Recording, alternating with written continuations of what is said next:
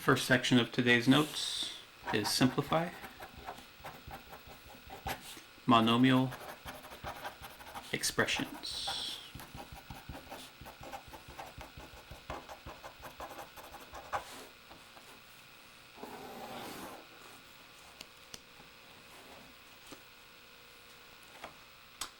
The first problem is 45 m n to the third power divided by 20 n to the seventh power. Simplifying monomial expressions is just like simplifying fractions. If you have 45 and 20, you can reduce that fraction. 5 goes into each of these. 45 divided by 5 would be 9. 20 divided by 5 would be 4. There's only a single m in the problem, so m would stay the same. If you have n to the third power divided by n to the seventh power, if you remember exponents, you're going to be subtracting when you divide.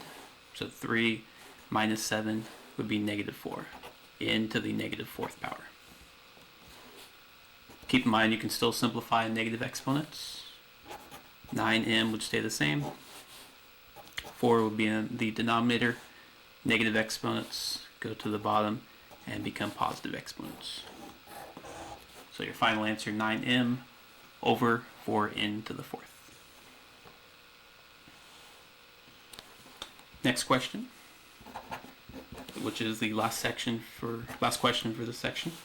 3xy z divided by 4xz times a second fraction 6x squared over 3y squared.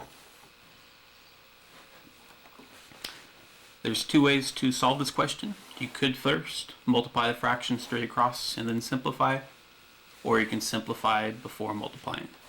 For example, you can cross cancel the 3's. The 6 and the 4, you can reduce each of those by 2.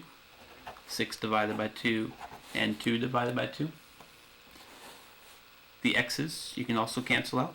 X divided by x and x divided by x. The z's also cancel.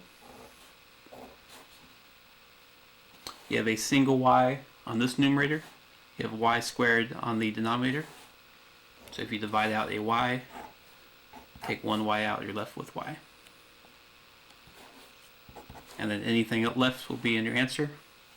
All of this got crossed off. We have 3x squared in the second fraction. In the denominator we have a 2 left and a y left, so we have 2y. So final answer is 3x squared over 2y.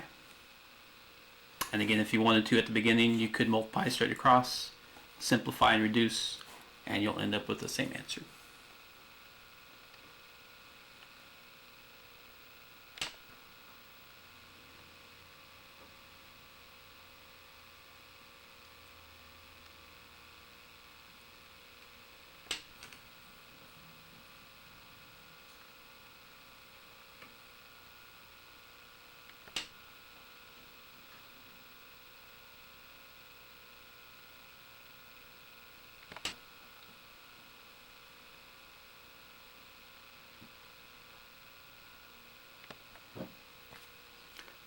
The last section of notes for today is called Simplify.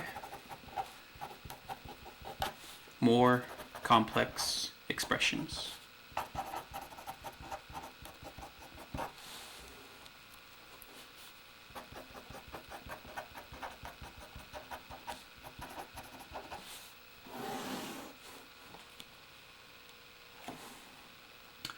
The first question is 5y minus 5 divided by y squared minus 1. In this question, there's nothing to cancel out at the beginning of the question, but what we can do is factor the numerator and denominator. If you factor the greatest common factor on the numerator, you're left with 5y minus 1. And if you factor the denominator, this is difference of squares, you'll have y plus 1 and y minus 1. After you factor, you'll have a set of parentheses that you can cancel out. And your final answer is what's left over, which would be 5 over y plus 1.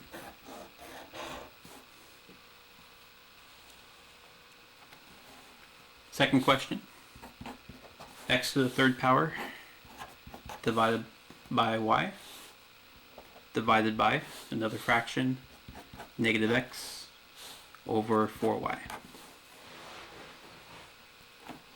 This time, before we cancel out fractions, we're dividing by a fraction. So we'll have to rewrite the question. The first fraction stays the same, and when you divide by a fraction, you can change this to multiplication, and the second fraction is a reciprocal, or flips over. 4y goes to the numerator, negative x on the denominator. And then from here, you can cancel out. The y's would cancel. 4 divided by 2, you can cancel those. You're left with a 2 in the numerator. You have x to the third divided by an x down here. The negative would stay, but you could cancel out an x, and this would change to x squared. Then what's left? We have 2x squared. There's a negative in the denominator, so you could put over negative 1, or you can just make it negative 2. And again, if you wanted to, you could multiply at the beginning, cancel out, and you'll end up with the same answer. The last question for this section is x squared plus 2x minus 8 over x squared plus 4x plus 3 divided by x minus 2 over 3x plus 3.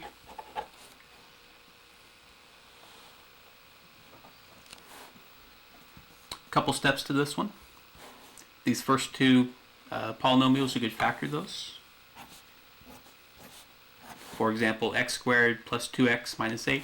If you factor that into two parentheses, you'll have x plus 4 and x minus 2. If you factor the denominator, same thing, you'll have two parentheses. It has to multiply to get 3, add to get 4. That would be x plus 3 and x plus 1. Just like the previous problem, we're dividing by a fraction.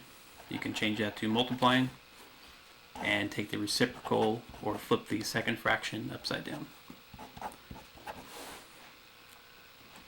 The 3x plus 3, we can actually factor that.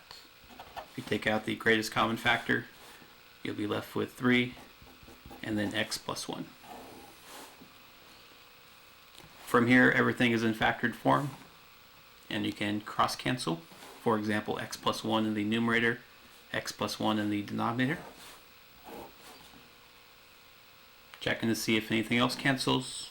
You have x minus 2 in the numerator and 1 in the denominator. Final answer again is what's left. You have a 3 in the numerator. Also have x plus 4. In the denominator, you have x plus 3. The x's here do not cancel. If it's in factored form, it has to be exactly the same. X plus 4 is different than x plus 3.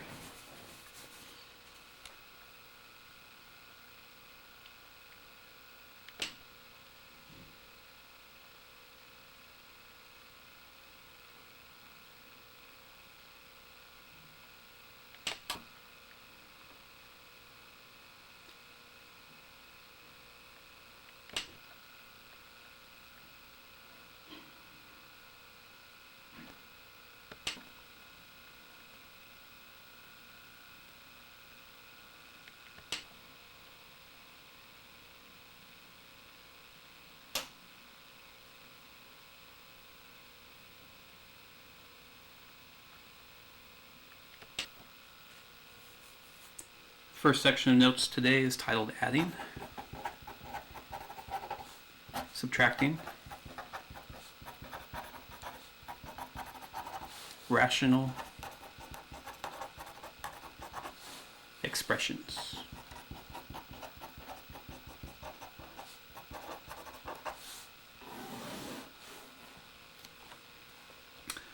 The first problem is 5 over AB plus 8 over A.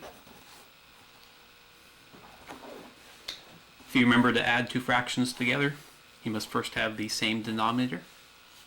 In this case, both denominators have an A, but the first fraction has an extra B. So what we can do on that is multiply the second fraction by B in the denominator, but what you do to the denominator, you also have to do to the numerator. So multiply by a B on top and bottom.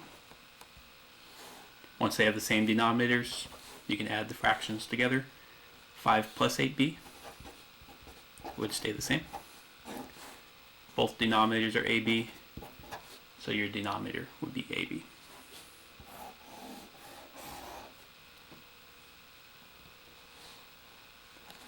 Second question is 3x over 4y squared minus y over 6x. Again, you have to have common denominators before you can add or subtract fractions.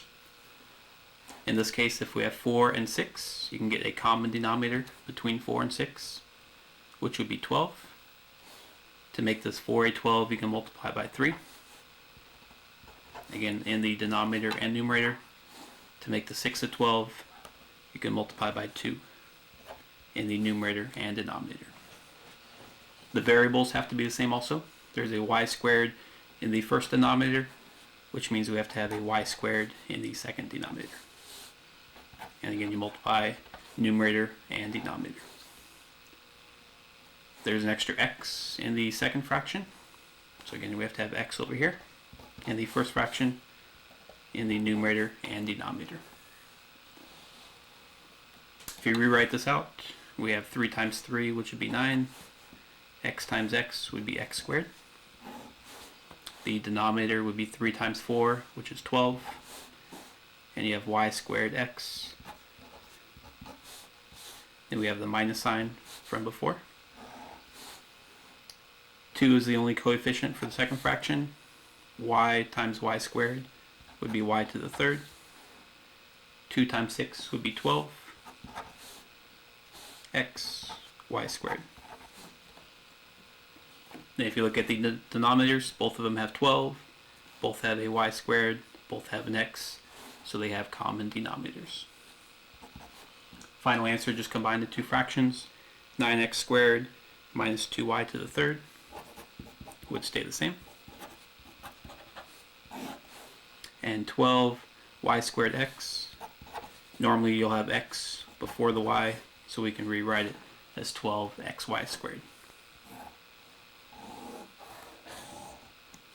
You can check and see if you can reduce fractions, but there's no x to factor out of the second term. 9, 2, and 12 can't be reduced, so it just stays the same.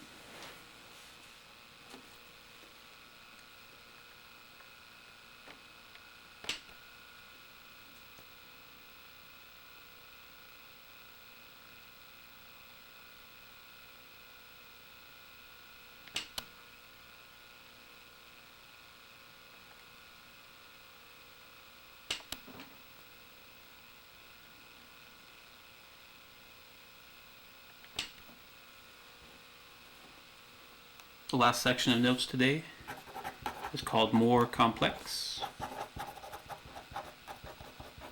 Rational Expressions.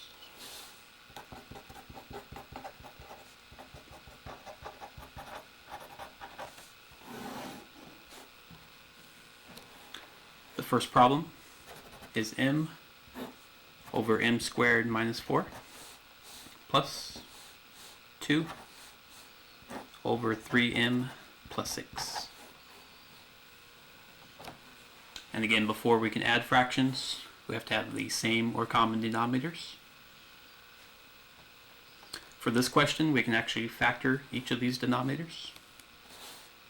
If you factor the first one, m would stay the same in the numerator. Difference of squares would be m minus 2 and m plus 2.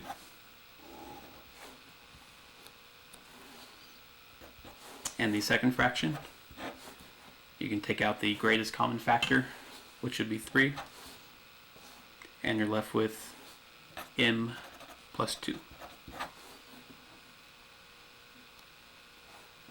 Now if you look at the two fractions, they both have m plus 2 in common. The first fraction has an extra m minus 2, which means we have to multiply this fraction by m minus 2 in the denominator and also the numerator. The second fraction has an extra 3, so again we'll have to multiply the first fraction by 3 in the numerator and denominator. If you rewrite these fractions, we have 3m in the numerator, then 3m minus 2, m plus 2, and then plus our second fraction, which is 2m minus 2, and our denominator would be 3m plus 2, m minus 2.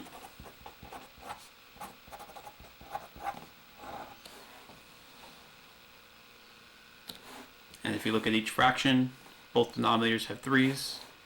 Each denominator has an m minus 2 and m plus 2, so they both have common denominators.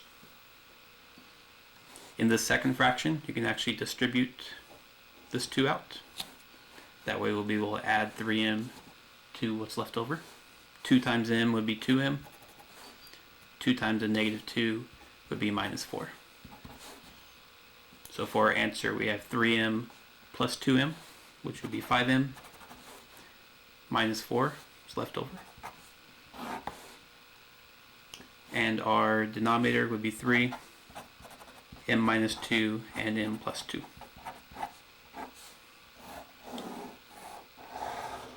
You could rewrite this m minus 2, m plus 2 as our original denominator m squared minus 4, but it's best to leave it in factored form.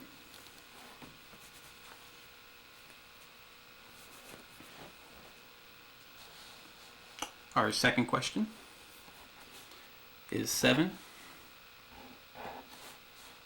over y minus 8 minus 6 over 8 minus y.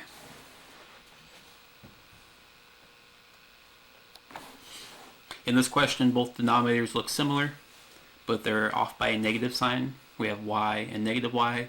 We have negative 8 and positive 8. If the denominators are off by a negative, what you can do is multiply by negative 1 in the numerator and denominator of either fraction, but we'll do it to the second fraction for this one. First fraction stays the same. The negative out here, or minus sign, would stay the same. 6 times a negative 1 would be negative 6. And if you distribute this negative to the denominator, you have negative 1 times 8, which would be negative 8. Negative y times a positive y. Negative y times a negative 1 would be positive y. And if you look at our denominators now, we have positive y, minus 8 and minus 8. It's actually the same denominator. The second one's just changed around. Since they're the same denominator, you can combine the numerators. 7 minus a negative 6 would actually be plus 6, 13. And the denominator is y minus 8. This denominator again is the same thing, y minus 8. And your final answer, 13 over y minus 8.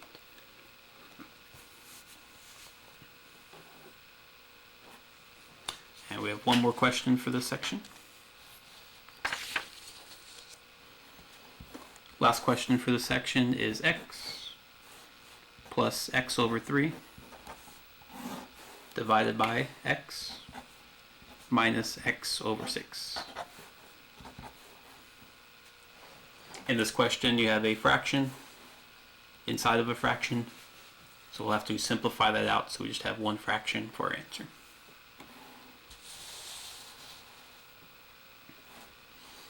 If we look at just the numerator of this fraction, we can combine these.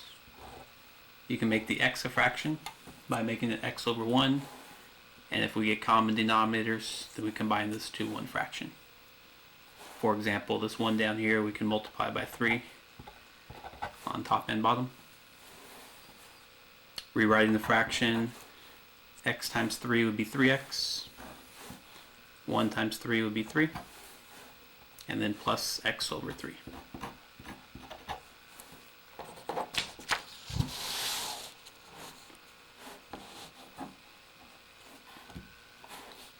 Bringing the fraction line over. Now we can do the same steps to the denominator of the original fraction, x minus x over 6. We can make x over 1, and then get common denominators, multiplying by 6.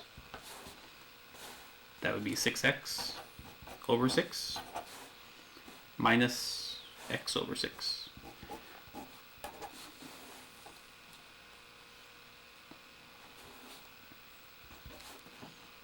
Combining these fractions, again we have common denominators on these top two fractions. So 3x plus x would be 4x over 3. And then again the fraction line in the middle, 6x over 6 minus 1x over 6. 6x minus 1x would be 5x over 6.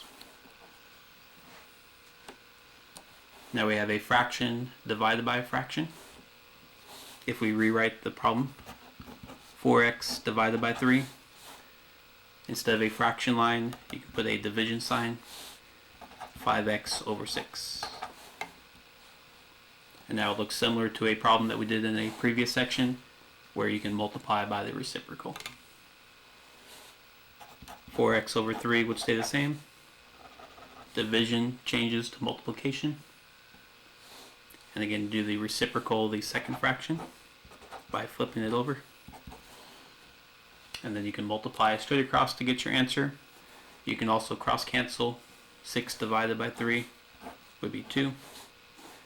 The x's here would cancel.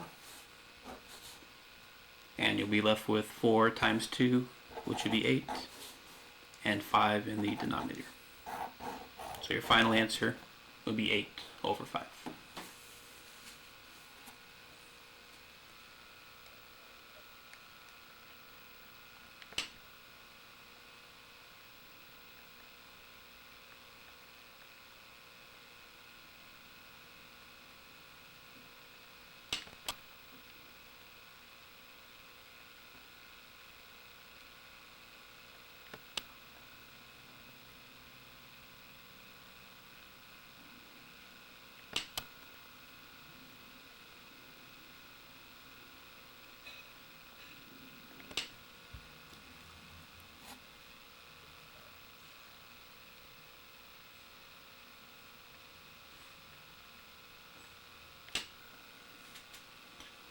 The title of the first section of notes is Determine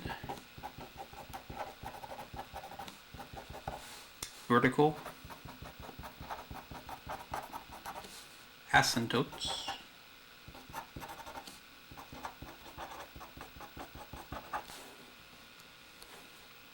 and Holes.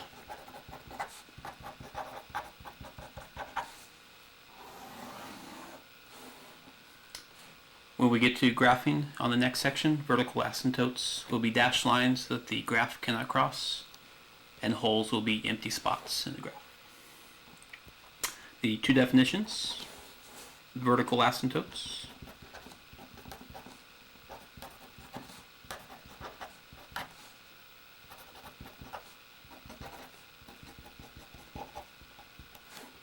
the definition and how to find a vertical asymptote is where the function is undefined.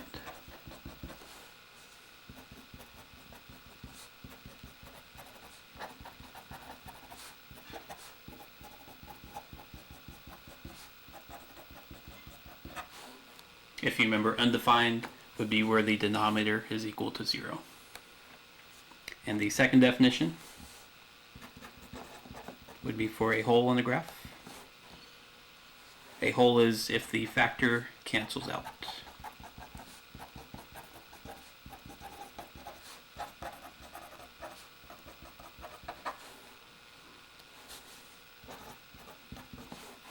In order for a factor to cancel out, it'd have to have the same factor in the numerator and denominator.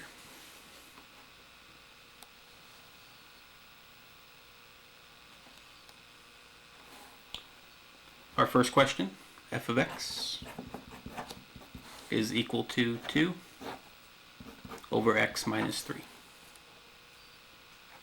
To find a vertical asymptote where the function is undefined, that's going to be the same as the denominator equaling to 0. So x minus 3 equals 0. If you solve that by adding 3 to both sides, x would equal 3. So for this question, our vertical asymptote would be x equals 3. If there was a hole, the factor would cancel out. For example, if you have x minus 3 in the denominator, you'd have to also have x minus 3 in the numerator. So for this question, there's no holes. There's only a vertical asymptote, which is at x equals 3.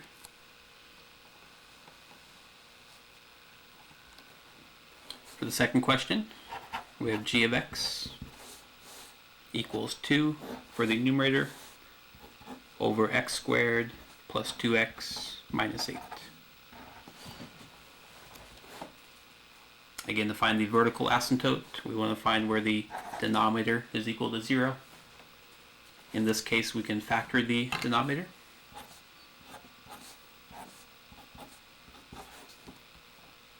This would factor to x plus 4 and x minus 2. And again, to solve this, each of these could be equal to 0. So x plus 4 could equal 0. And also x minus 2 could equal 0. If you solve each of these, you'd have x equals negative 4 and x equals positive 2. Both of these are vertical asymptotes, so we'd have 2 vertical asymptotes for this problem. So if you wrote the answer, you would have vertical, x equals negative 4, and x equals positive 2.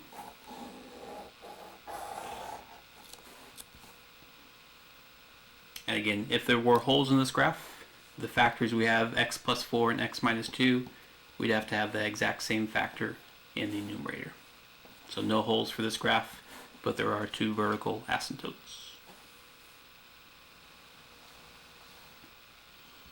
And last question for this section, h of x equals x minus 5 in the numerator and x squared minus 4x minus 5 in the denominator.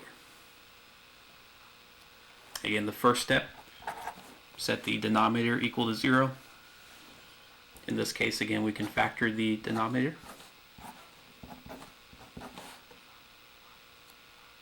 This would factor to x minus 5 and x plus 1.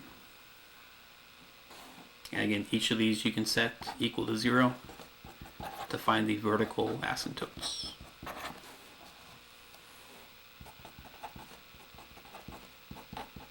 So x equals 5 and x equals negative 1.